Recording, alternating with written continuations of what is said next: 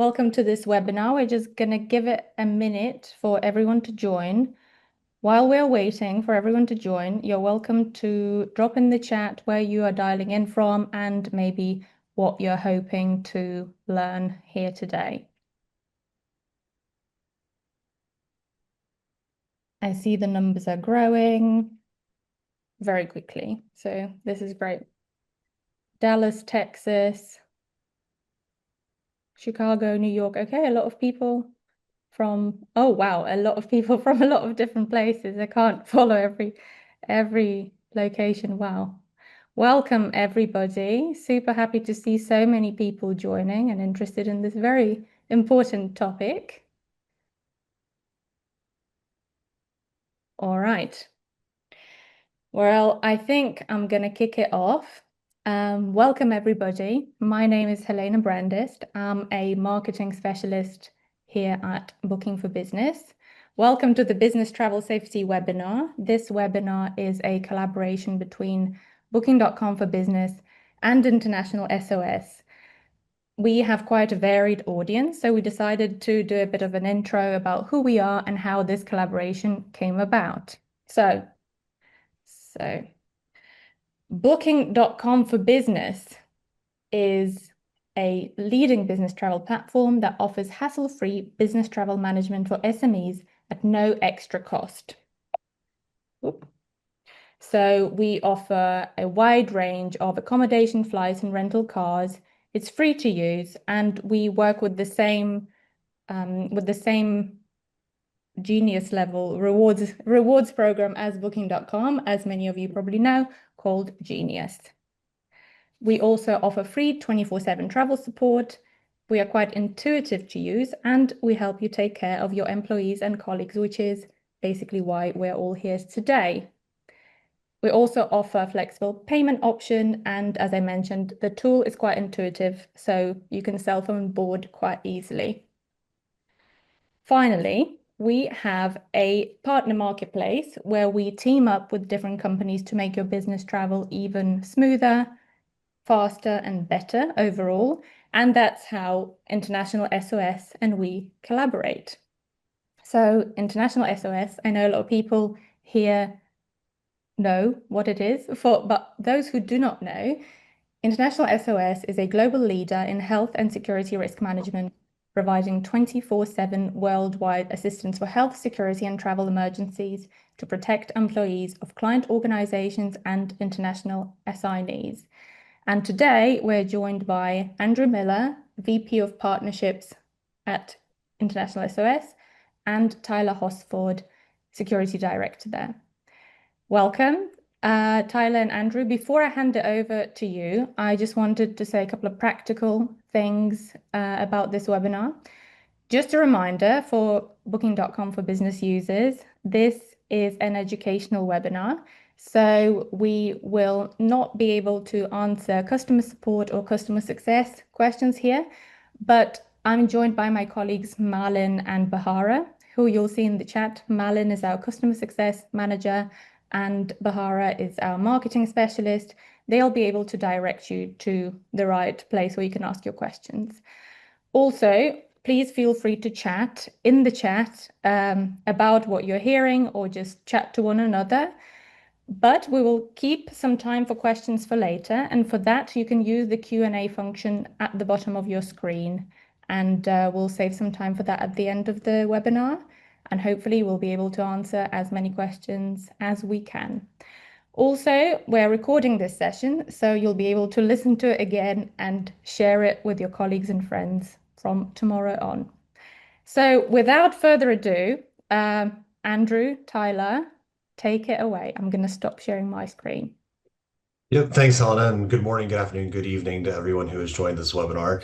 Again, as Helena mentioned, my name is Andy Miller. I'm Vice President of Partnerships here at International SOS and have responsibility for all the commercial partnerships of the organization, including our great partners at Booking.com for Business.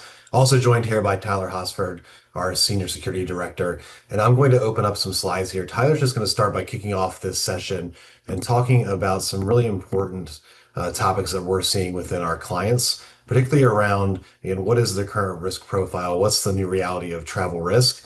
A lot has changed since again, we've come out of the pandemic. There's wars. The administrations are challenging around the world. So, Tyler, handing it off to you. What are you seeing out there with some of the clients you're advising? Yeah, thanks, Andy. I think when we look at the risk environment from through the lens of what are we responsible for as we think about travelers out there, there's the functional challenges and the I guess the topical challenges. And what I mean by that, so topical is kind of what we're talking about what Andy was said. So geopolitical challenges, things that are out there that are happening that are causing potentially risks or disruptions. And sometimes a risk doesn't have to be something large like a terrorist attack or a mass protest or a huge earthquake. It could be something much smaller, some that is impacting you.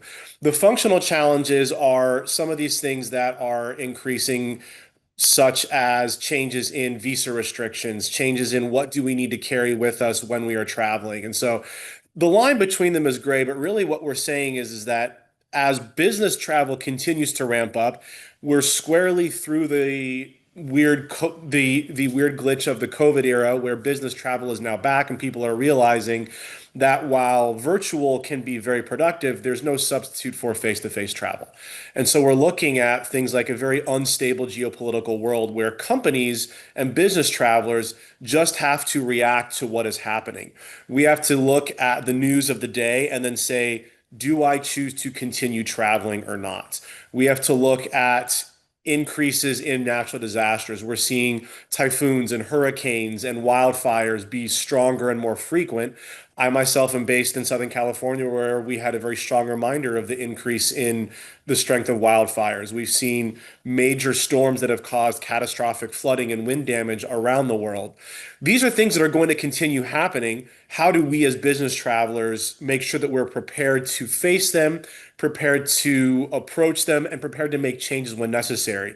And those changes sometimes might be small, sometimes might be large, but we're trying to stay ahead of them from that preparatory perspective, but then also being ready to react and adjust as needed. The other thing that I like to comment when we talk about the new reality of travel risk is this concept of leisure or even working remotely while I'm on vacation. The idea of, oh, I have a 3 day trip to Portugal, and so I'm going to take a couple of extra days. Where are we thinking about the risks that could pop up? What happens if someone hurts themselves on a leisure portion of a trip before business meetings? What happens if someone says, I'm going to take 2 weeks and I'm going to go on vacation to the Caribbean, but I'm not going to tell my employer. I'm just going to work and put up the background, and I'm going to have a stable internet connection. But if a hurricane impacts me or local unrest there, how do I reconcile that? And so some of these things that cause a lot of these challenges, the reality is there's a lot that's in place to help support that. And that's kind of where we at International SOS come in to help people think about what are those challenges and then how do you help face those. Andy, if I can have you pop to the next slide. So one of the things, I think a lot of people have heard of the ISO 3130 that focuses around travel risk management. A lot of the things in there are looking at what are the elements of a travel risk program? What are the things that people and leaders need to be aware of? What are the things they need to focus on? So things like how do you select your hotels? What booking platforms are you using? How do you keep track of your people? What do you have in place for single female or pregnant or LGBTQ plus travelers? A lot of these components about what does the company need to do. One of the things we like to talk about is this concept of duty of loyalty. And duty of loyalty kind of flips it on the users of these services. When we say the users, these are the actual travelers themselves. So the idea that a company, travel managers, security managers, they provide all these things, it becomes essential for travelers to understand what does my company have in place for me and how can I take advantage of those? The expectation that a company can have the best supports, but if a traveler doesn't use those, then they're completely useless and they're not effective at all. And so there becomes this challenge where companies need to think about how do we drive usership, how do we drive ownership by the actual individuals. One of the things we see be most effective is when the different partners, so be it the travel managers or security or whoever owns that, we see different in different organizations. It's always different with who actually owns that. When the corporate side phrases this as, "Hey, Mrs. and Mr. Traveler, we have all of these things to support you. We're here to help empower you, help you be that best traveling version of yourself." That helps the business traveler say, this is not just I have to do the mandatory compliance, I have to fill out my travel approvals before I go. Rather, it's I want to make sure, do I know the risks on my trip coming up to Barcelona? Or if I'm traveling to Dubai, do I have understanding of the cultural norms and what I need to understand based on my risk profile? And so that duty of loyalty becomes a really strong driver for how do the most effective travel risk programs have usership and how does it drive ownership by the individuals, because the best program doesn't do any good if it's not actually leveraged. So again, there's a lot of text on the page here, but this concept of duty of loyalty is one that's relatively new, but one that we like to really drive and say it becomes important for people to take that up and take it on themselves. Andy, if I can have you pop to the next slide. So, one of the big challenges that we have is, okay, where do costs in a crisis arise? And I think when we say crisis, again, as I was talking before, a crisis could be a macro, a large scale event where there are major protests. There is something happening that is impacting an entire country or a region.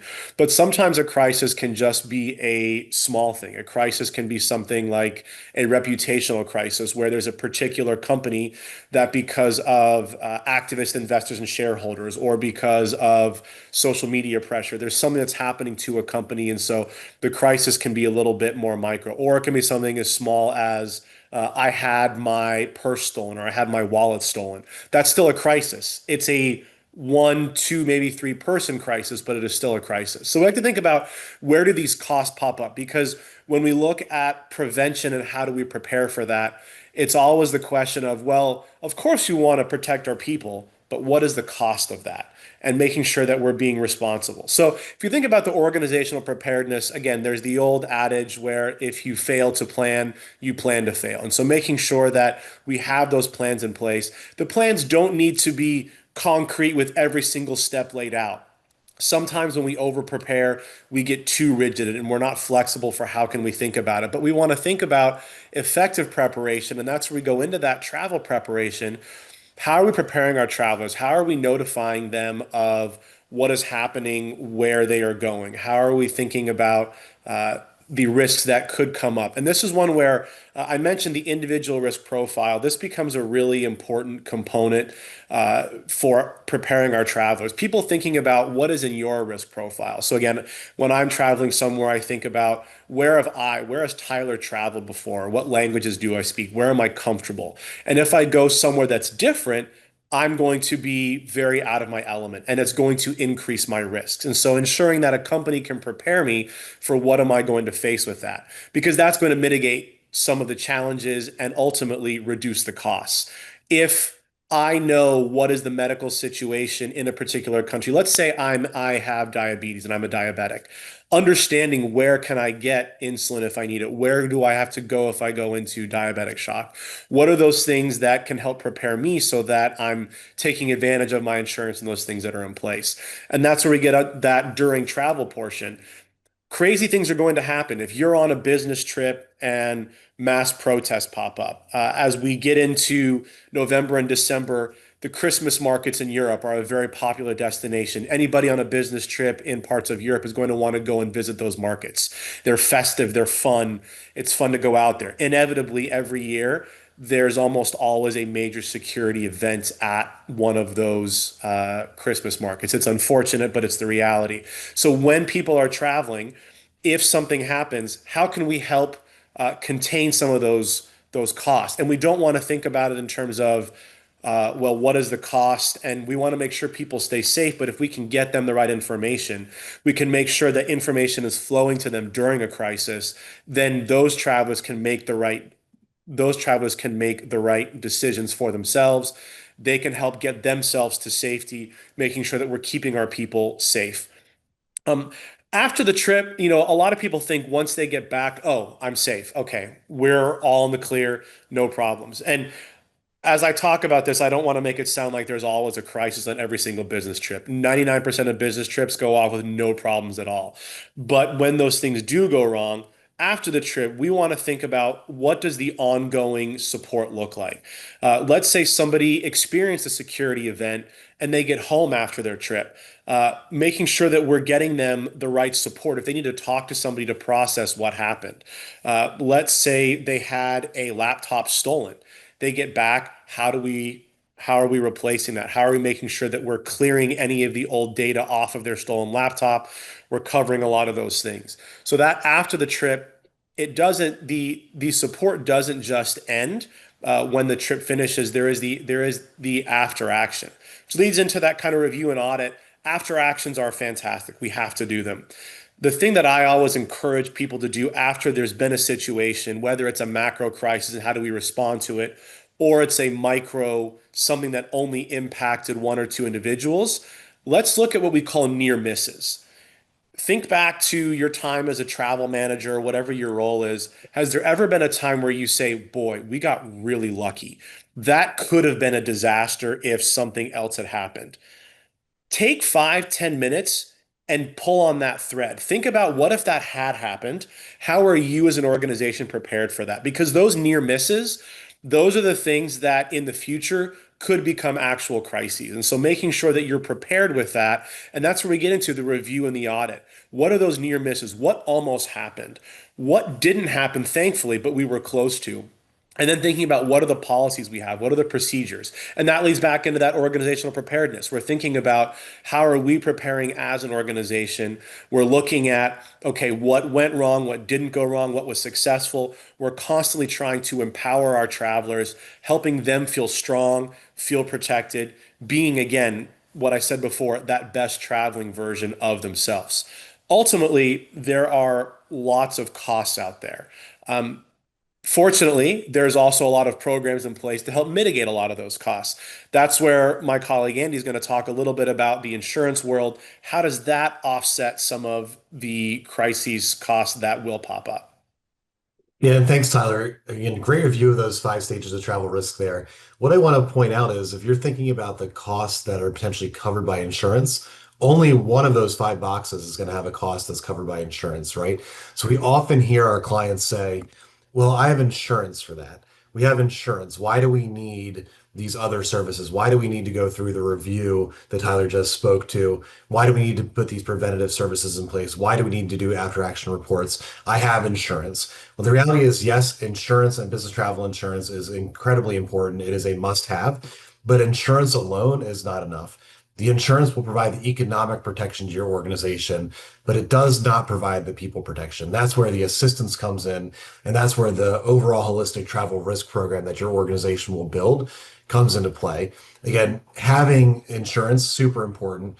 It's going to provide the monetary compensation for those expenses, primarily during travel, right? Actually, the most common area that we see where a claim on an insurance policy comes into play is fairly minor medical. I mean, it's the majority of our cases we manage that have that monetary component, the majority are outpatient medical. It's someone getting a stomach virus or a sprained ankle or something fairly minor.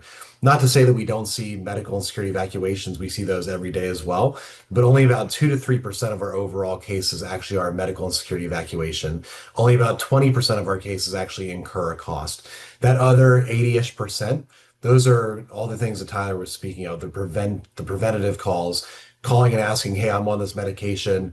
am I able to get that medication in the country that I'm traveling to? I have a unique circumstance of my profile. What should I do when I'm going to this country I've never been to before? So again, having that assistance support, the ability to prepare, to plan, and to actually receive real-time support when the person's actually out on the trip, super critical. Again, that medical and security evacuation service, the service part of it, getting someone from point A to point B, super critical. Yes, you also need the insurance to be able to pay for it, but the insurance alone is certainly not enough.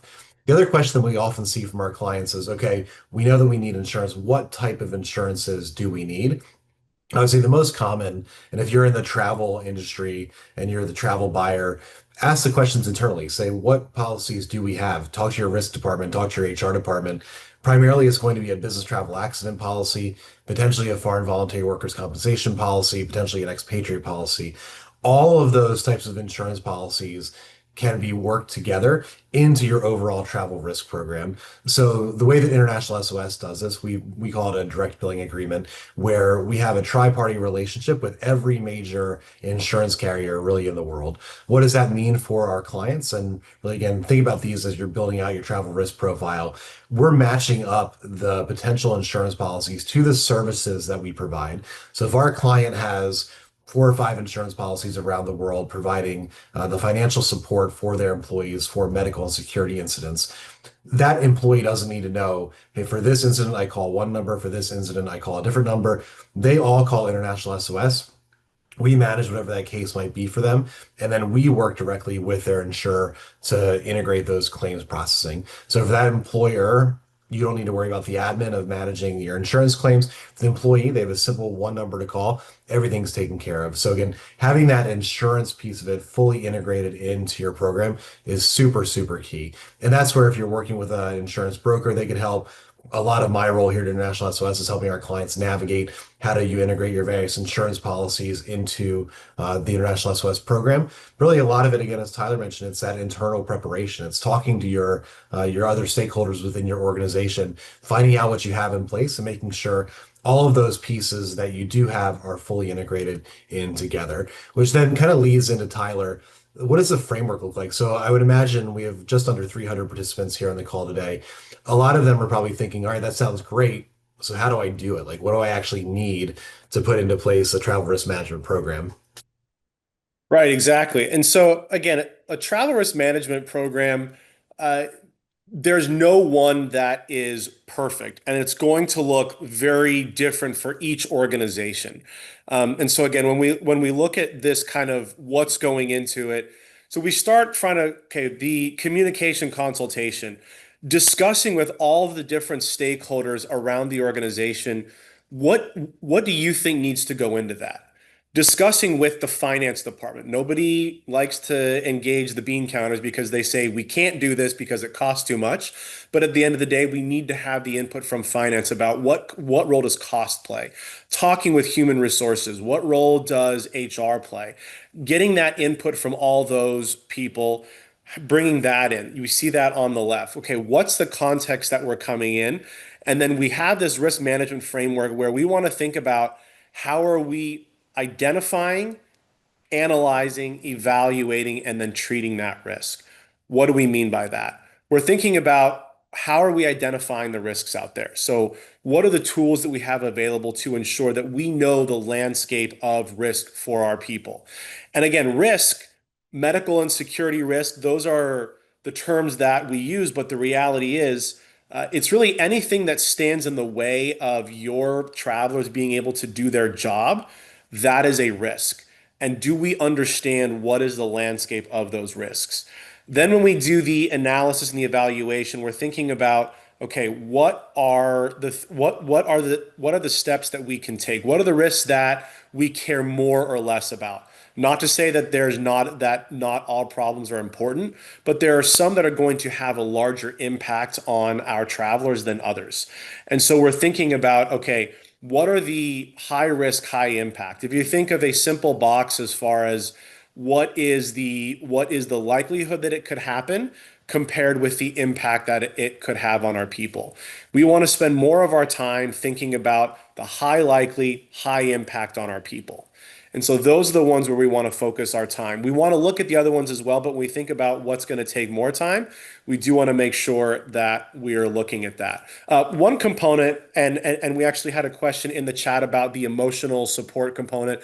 This is one that kind of bridges between the medical and the security risk these days, where the emotional support component, the mental health toll of travel and work comes into play. I alluded to it earlier when I was talking about bleisure and people working remotely. The idea that I only work from 9 to 5, that's starting to go away in many places. And I realize it could be cultural in some countries more than others. But in a global marketplace where companies have multiple cultures working together, you're going to have emails coming in at all hours of the day. Some people do a really good job of saying, I'm going to only do my work from 9 a.m. to 5 p.m. and then I'm going to clock out and I'm going to take my time. Other people don't do as good a job at that. And they'll say at 2 a.m. I wake up to go to the bathroom and I'm going to answer this work email. Or yes, I'm going to take a call till 11 p.m. or a call first thing in the morning, or I'm going to do some work over the weekend. That's great, but there is a mental toll to that. And when we think about on travel, same thing. If there's an incident that someone is exposed to violence, or someone is robbed, or someone is mugged on the street, that can have an emotional toll. And so availing yourself of the assistance that is available and thinking about how do we as a company support people with that, that becomes such an important part. Is it medical? Is it security? It's somewhere between both. And that's why having medical and security working together, where we think about, again, the communication, the consultation, that becomes such an important part of engaging. Do you have an employee health and safety function? Do you have a medical advisor that you can go to within the company, or that your company engages with externally? Making sure that you're looking at the medical component that is involved with that. One other statistic that we like to throw out, a colleague of ours who works on the global medical scene, in a recent survey, I think it was close to 75% of people said that their boss at work had as much or a greater impact on their mental health than their spouse. Take a minute and think about that. The amount of time that you're spending in the home, your spouse, your companion, your partner, whoever that is, that's probably the most impactful person on your life, or so we thought. As it turns out, the pressures of the workplace are large. Even the best boss, and that's not saying that the impact is positive or negative, it's just saying it impacts their mental health. The best boss, the best people you work with can be such a can be so empowering for you while you're working or while you're traveling. But it becomes important to think about that emotional component. When we're asking somebody to travel a 13-hour flight around the world, land at 7 a.m., and then go to a 9 a.m. meeting, what are the implications of that? What does that mean for them, for their ability to be fresh? We want them to be fresh for that meeting, to close the deal, to make the presentation. Are we supporting them with that? So again, we don't want to go too far down that, but that's a really big part of that risk evaluation, the analysis. Then when we go into the risk treatment, this is where we're thinking about what are we actually doing? What are the steps we're taking? Are we doing a tabletop exercise to prepare and plan for that? Are we thinking about the assistance that we have? Are we testing that? What does that look like to make sure that what are the risks that we can mitigate? And then it goes back into the ongoing, the monitoring, the critical analysis. Though that monitoring then feeds back into the context. We're monitoring what are the upcoming threats that we have out there. What is our risk management plan? How is that flexible? Can tell you there were a lot of risk management plans that back in 2018, 2019 didn't really look at major medical crises. I will tell you that today, I don't think there's a single risk management plan out there for travelers that doesn't include a section on pandemic planning. Everyone has gone back, the context has changed. And so being flexible to change that becomes very important. Next slide, please, Andy. So this is one, and I did see someone was asking about kind of a travel risk program. We will share the slides. Feel free to take kind of a screenshot of this. This is when we think about what are the key components of a travel risk program. I'm not going to go through every single one of these, but I wanted to flash these up here because when we look at what are the components you should be thinking about in a travel risk program, this is what it is. There's 5 general pots. Within each of these sections, again, it's going back to those exact same components: the preparedness, preparing for travel, during travel, post travel, and then the review and audit. These are those components where you want to think about in an ideal travel risk program, you're going to touch on a lot of these. Um, I'm going to call a few out. Before I do, just a quick call out. We do have the Q&A box open, so if you have any more questions, please do drop those in. Andy and I will get to those at the end. I always like to call that out, make sure that we remind people that that is there. A couple that I want to call out specifically. In that first one, distribution. How are we distributing our travel risk policy or travel risk program? How are we making people aware of it? Hopefully, we've engaged those top stakeholders so that they at the top level are aware, but we want to make sure that the travelers are aware of it. We want the travel risk policy, the travel risk program to be seen as a tool, not something that is a burden for travelers, but something that they have that they can take advantage of. And that's where when we think about under section two, numbers 4 and 5, fitness to travel, fitness to fly. Are you healthy to travel? Let's say that you're traveling and all of a sudden you have a really bad ear infection. If you have an ear infection and you have a sinus condition going on, may not be the best time to get into an airplane that's going to pressurize, depressurize, repressurize. Could be very painful. So consulting with a doctor, making sure, hey, what do we need to make sure that I'm fit to fly? Again, we're changing the idea that travel risk program and a travel risk policy is not meant to constrain people. It's meant to empower people. Um, One of the things during travel, we get a lot of questions around charter or corporate aircraft and the question about how many people can we have on one plane at a time. Uh, and this is one where there's no set formula. You want to think about what is going to impact your company. We want to use that as a way to make sure that if there were to be a catastrophic event on any single vehicle, whether it's an airplane, a boat, a car, we want to make sure that the company would continue to operate. One of the things that I always get a bit of a laugh out is people say, oh, well, we've made sure that everybody is on different flights coming in. So we have 2 people on this flight, 3 people on this flight, but they all land at the same time. So then we have 30 people on the same bus.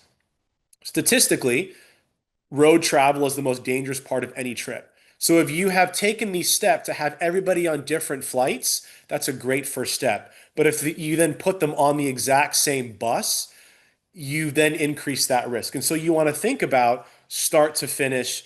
What are the risks? It's not just when somebody is flying, it's what are those risks from when they walk out their door until they walk back in the door. And again, in that post travel, we talked a little bit about kind of post travel support, whether it's illness, whether it's mental. How are we coming back to work from affected areas? This was a big one when we saw a lot of companies with people in Ukraine and they had people traveling out of Ukraine. What was the balance that people could have with leaving a conflict zone? How quickly could they return to work? This is a hot topic for anybody that has employees either in Israel or traveling to Israel or other parts of the Middle East. With what's going on there, when are people able to work again? And there's the when can somebody physically work? If you come out of a war zone or a conflict zone, you may not be physically injured. Are you mentally ready to get there? Or do you need to take a day? You need to take some time and really settle back into that. And that becomes such an important part of the travel risk program. Having it have those things in place for how do we support people going on. Then again, the review, the posts, just another shout out that I always like to say, the after action, the near misses. Think about what were the things that didn't go wrong, but that could have gone wrong. Andy, if I can have you pop to the next slide. So this is, we were talking about kind of the risk treatment, the risk mitigation. This is just a rough table. And again, this is just an example. This is not one that you absolutely should use. It's just looking at it as an example because the reality is risk tolerance, risk appetite for everybody and for every company is going to be very different. And so when we look at it, the risk of a location, insignificant, low, medium, high, extreme, where do we put those restrictions? When do we say you have to get specific training before somebody goes? When do you have to get approvals? Some companies say approvals are from low up. Others say for medium and below, no approvals are needed, only for high and extreme. excuse me, but we wanted to share a framework that would say, hey, look, how do we think about this? Because this is the framework. You can then go fill this in for your organization and thinking about what does it look like. Before we get to the questions, there was a question that I think overlays really effective here in terms of thinking about employees that might be on vacations or working after hours when there is an emergency, because this particular table, we start to think about it just for travel. But it really does start going beyond this, where what is the support we're providing whenever somebody is impacted?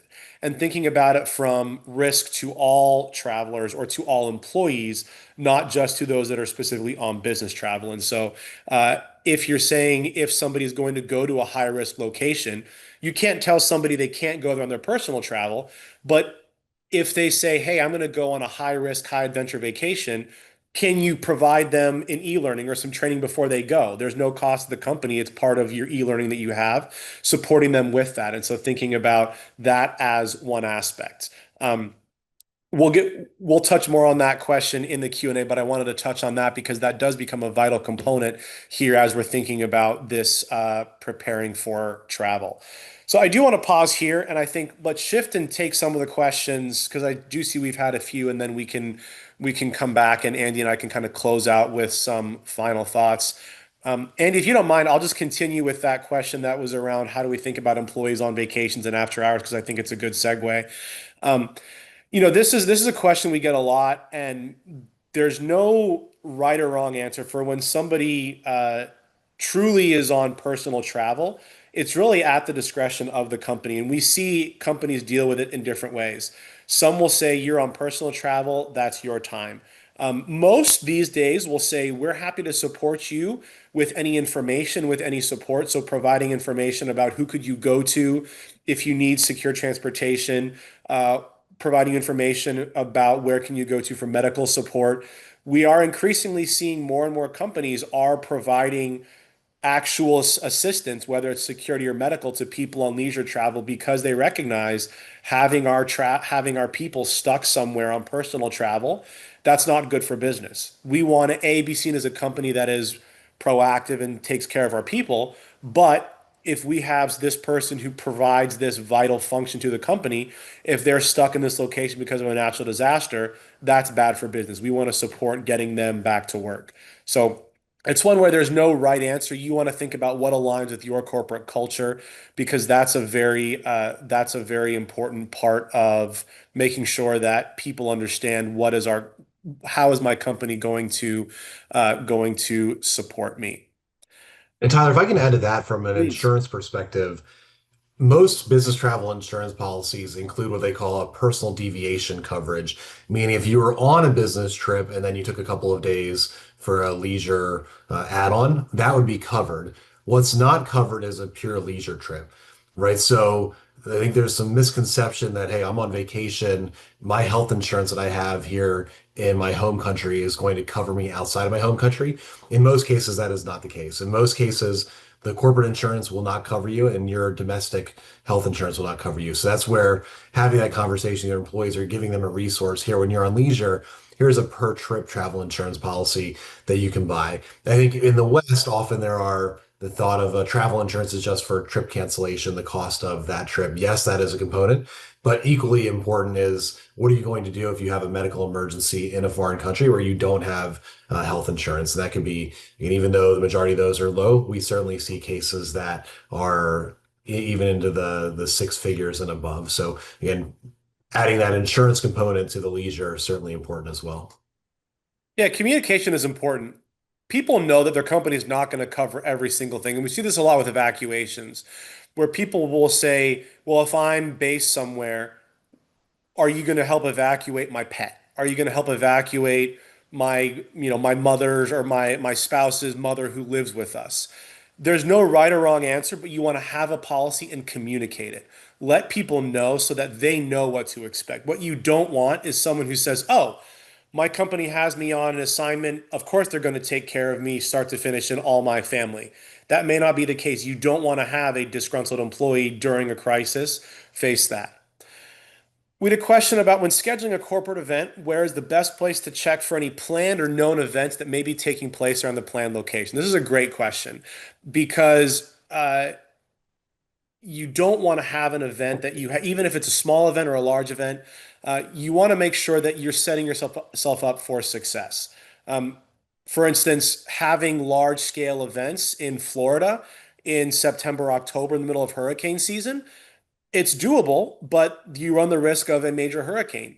Having an event during the election season in India, where elections can take multiple weeks and be very hotly contested, might not be the best time to do that. So there are a lot of places, again, an assistance provider, so International SOS, we have information on all these. Other assistance providers have that. Doing research on what you're looking at, thinking about you're looking at the calendar. Are there any major holidays, religious holidays, national holidays? What are the things to keep in mind? What is the school year? Are you during a reading week or during spring break for parts of the world where you want to be avoiding certain locations? Um, you know, really one that I think could take a number of different forms. Malin, do you have something to add for that one?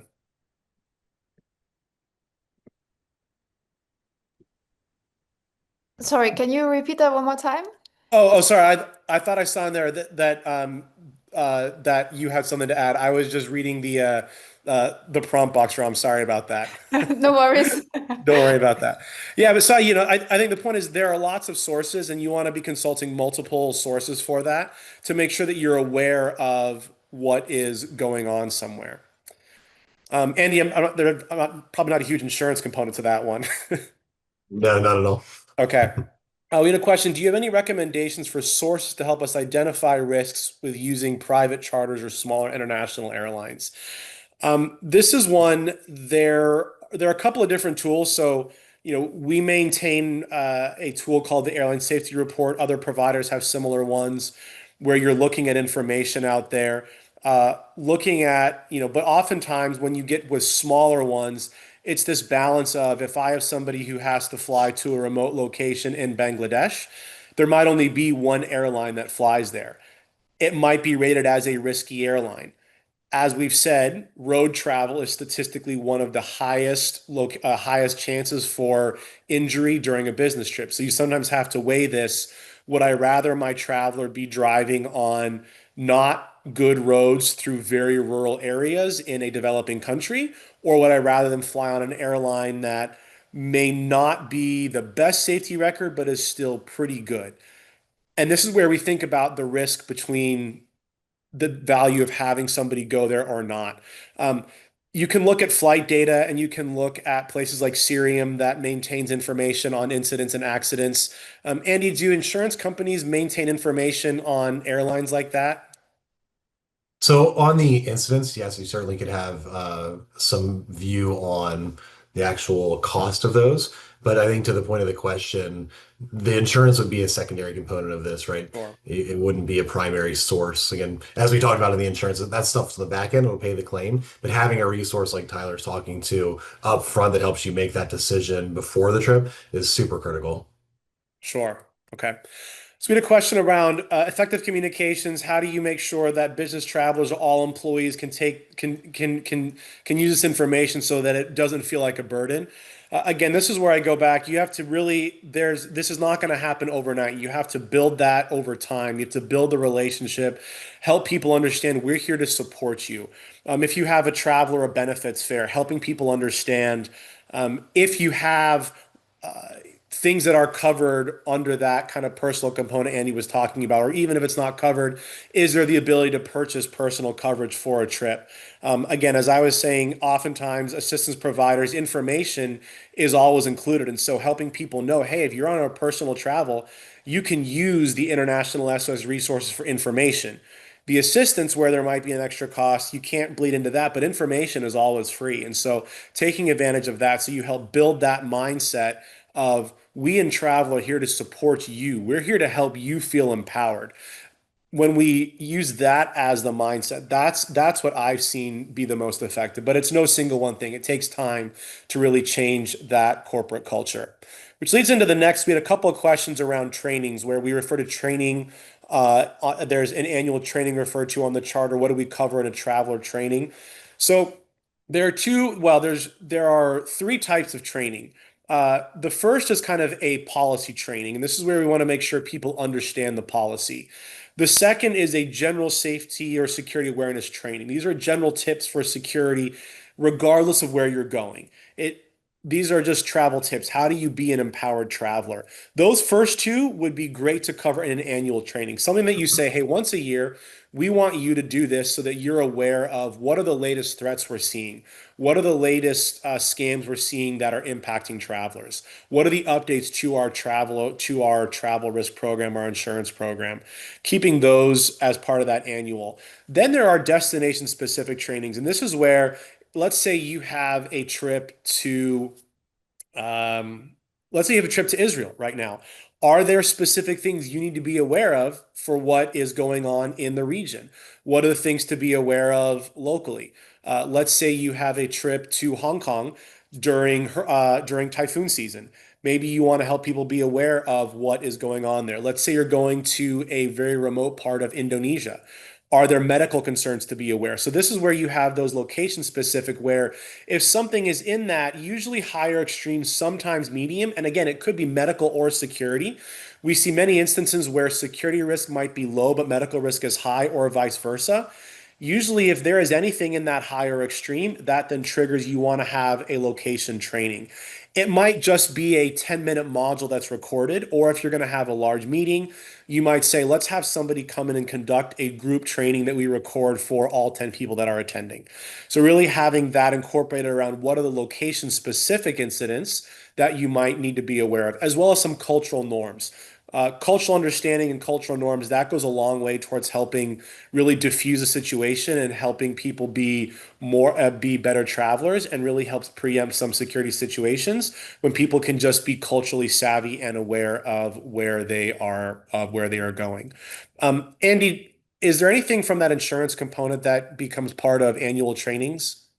Just the one thing that I'll add there, Tyler, is that if you're doing these things, make sure that your broker and your insurer know, right? The insurance companies love companies that take steps to mitigate risk and eventually reduce claims. So if your insurer knows that you're doing these, again, there may be some impact to your rates. The other piece is some insurance companies will actually pay for this.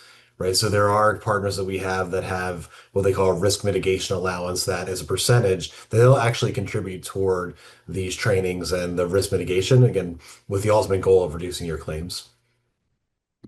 Andy, I'm going to kick this next question to you. Do you see any companies offering medical care while traveling outside of their home country? So it's an interesting question. So there are really two ways to look at that question without seeing it. One, travel for treatment, meaning there are companies that have travel for treatment programs that will allow the employee to go to a different location to receive medical care at a reduced rate. We don't see that very often, but I know there are companies out there that do it. What we do see are companies providing and support like International SOS that allow that individual, if they require medical care outside of their home country, whether on an assignment or a trip, that they get access to it. They get access to the highest quality care locally with the payment directly billed to their insurance company. And if a high level of care is not available, then they have the support and the means to evacuate that person to an area where care is available. And that could either be back to their home country, depending on where they are. It could be to the nearest center of excellence. But in really the reason organizations buy a service like International SOS, and I think probably why 290 or so people joined this webinar today, Tyler, is because there's an interest around this, and I think organizations know that the days of just kind of hoping nothing happens, those days are over, right? Something will happen, and if you don't have these tools in place in advance, then it's a pretty big risk for your organization. We had a question. What is the proper approach to handle expats and evacuating them once a major crisis occurs? The short answer is do it. You should. If you as a company have moved somebody somewhere, you are responsible for moving them out of harm's way. That's just the start of the question, though. We dig deeper and we say, well, when do we hit that threshold? And that is a difficult question. That's one you want to have. We talk about your risk framework. What is your organization's risk appetite? Having that open conversation with people where they understand these are the triggers that we in traveler security are looking for to make sure that we're keeping you and your family safe. If this happens, that's when we're thinking about evacuation. Um, I think, Andy, from an insurance perspective, there is evac insurance. Does Yes. that cover expats? What does that look like? Yes. Yeah, for sure. Every expatriate out there has expatriate health insurance, and that primarily against covering their medical care while they're there, but will have at least medical evacuation. The question to ask your broker or your internal resources, does that expatriate policy also include security evacuation? Because that is a probably a 50-50 chance if it does or if it does not. If your expatriate policy does not include security evacuation, you certainly would want to go to the market and obtain that. As again, as Tyler said, it's quite common that when we have a security situation that requires evacuations, we're evacuating a mix of business travelers, expatriates, or even local employees that might be in that location. And all, again, there's a cost to move those people, really, regardless of what profile they fit in. Yeah, and I think, and as somebody commented in the chat, stand fast, relocate, evacuate. It's a great reminder that even if a situation doesn't get to evacuation, there might be temporary relocation. There might be, hey, stand fast or shelter in place, as it's sometimes called. So just because you're not evacuating, that doesn't mean your support ends there. You want to think about what is the support you can provide if somebody doesn't evacuate. If they just have to move temporarily because the windows in their house broke during a hurricane, you got to move them to a hotel. What does that look like? If they're going to stay there, do they need support? Do they need food, water? Do they need a power generator? Do they need medicine if they have medical support? So thinking about what is the support that needs to be provided, even if they're not actually moving. For what it's worth, the same goes for travelers. You may have a traveler who is in a location where something happens and they may say, oh, I'm fine, I don't have to evacuate, but I'm an asthmatic and my inhaler is running low. Can you help get me a new inhaler? Or they have medicine that they need to get to them. And so, how can you make sure that people are getting those supplies while they are sheltering in place? It's a question. How do you see companies handling advice for travelers after hours during business travel? For example, meetings that are 9 to 5, but then dinner, touring the city, seeing the sights.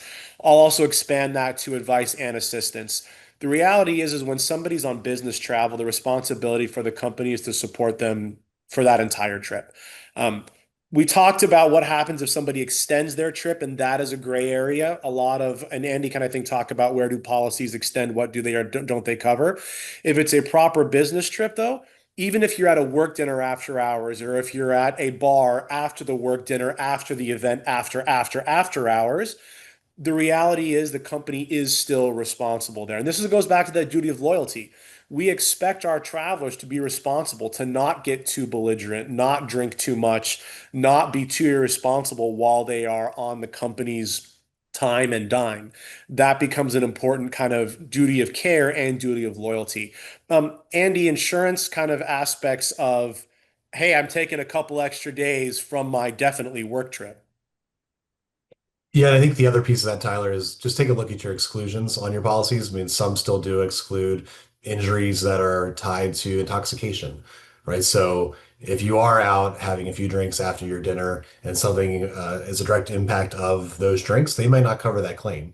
So you as the company might be getting the call, hey, this person's in the hospital, they were hit by a car, it was alcohol related. What do you want to do? So again, I think the whole point of what Tyler and I are trying to get at here is you need to have a plan before this stuff happens. Like, how are you going to handle these situations? Because we can tell you, right? They do come on Friday afternoon. They come in the middle of the night on the weekends. I mean, they come very rarely between 9 and 5 on a Tuesday, right? It's always after hours where you're gonna get one of these crazy case calls. Yeah. Andy, I think you might be best to kick this question off. How will international SOS and booking for business work? What can we get out of international SOS within the booking platform? Yeah, so I'll also for the booking team, I'll let you chime in here as well. So from a high level partnership, so International SOS and Booking for Business, we have a partnership where Booking for Business can refer you over to International SOS for a quote for an International SOS program. We also have for the small businesses that are on the line, we have a dedicated program that we created that includes International SOS plus insurance, and Booking for Business is a primary partner there. For the booking team, anything else that Helena or Malin, that one you all want to add to that question? Yes, Malin, do you want to go with that one? Sure. Andrew, I think that's already in terms of the cooperation, you summarized that very well. Hello, everyone. I'm one of the customer success manager.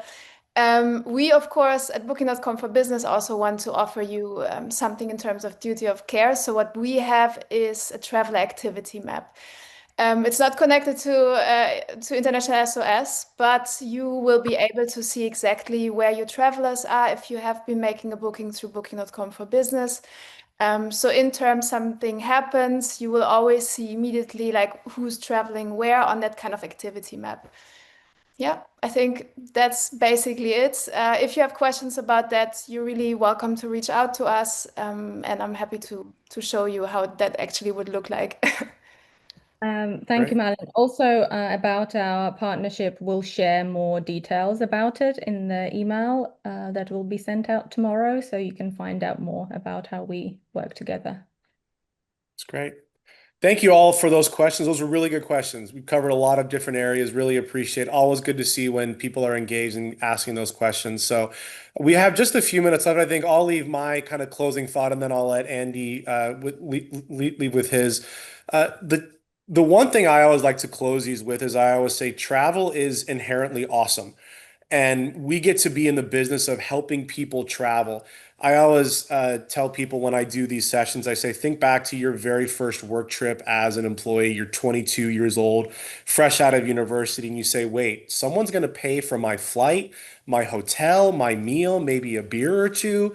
This is amazing. As we get older, we get used to travel, but it's sometimes easy to forget that we get to go see great places. We have companies that afford us the opportunity to take an extra day and go do some sightseeing while we're traveling. But the world is a risky place. And so it becomes so important to remember that travel is awesome and we get to be in the business of helping empower people and supporting them. And so we want to make sure we have the right things in place. And I think my final thought with that is making sure that you're having those conversations, you have policies in place to share with your people so that they know what you're going to do to support them. That helps them then go be that best traveling version of themselves, where they can be a great representative of your brand, of your logo, to really close that deal and make for an effective business trip. Andy? Yeah, thanks, Tyler. I'll just end as well with just thank you. Thank you for spending an hour with us on a Monday talking about a super important topic. And if you do have any questions about International SOS and the services that we offer, I think my information and Tyler's information will be included in the contact that our Booking.com for Business team will be sending tomorrow. And neither Tyler or I are on the sales team, but we'd be happy to connect you over there. But again, we appreciate you all making the time. We love the partnership with Booking.com for Business. And again, super important topic. And if you have something in place, great. If you don't, this is a great place to start. And Tyler, again, thank you for your expertise on some of these really important topics and your willingness to share with the team. Thanks, everyone. And thank you, Tyler and Andrew, for making the time for the brilliant presentation. And to everyone asking questions, they were indeed very interesting too. As I mentioned earlier, everyone will get a recording, the recording, and we'll send all the info through that email, and feel free to reply and ask questions. We'll connect you to the right people. Yeah, and have a lovely Monday morning, afternoon, or evening, depending on where you are. Yeah, and we'll hope to see you all soon in the next collaborations that we will have. Andrew, Tyler, hopefully we will do that more often soon. Love to. Thank you. All right, thanks all. Bye. Thank you all. Bye.